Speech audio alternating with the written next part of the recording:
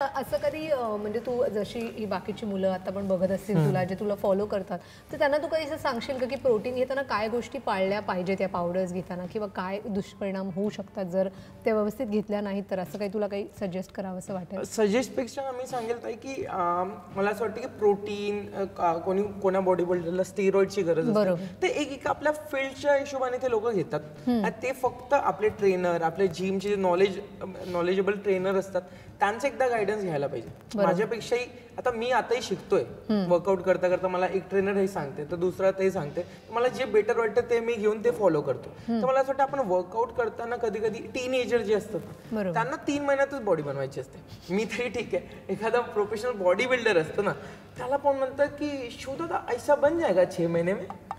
म्हटलं आम्ही पागल आहे ना बळ आहे आम्ही रोज वर्षानुवर्ष सुरू करतो. म्हटलं तो जो माणूस आहे त्याने किती वर्ष लावलंय त्या बॉडीला. पण म्हटलं की ठीक आहे ना 3 महिन्यात जर तुम्हाला थोडी फार दिसू लागते त्यात खुश राहा हळूहळू जा. पण आजकाल असतं की नाही मला लवकर बनवायचे मग काही काही गोष्टी एक्स्ट्रा घ्यायच्या ज्या बॉडीला इफेक्ट पडतात आणि आपलं शॉर्टकट कधीही चुकीचंच असतं ते. बरोबर. तर मला असं वाटतं की तुम्ही गायडन्स करा आणि पेशन्स ठेवा.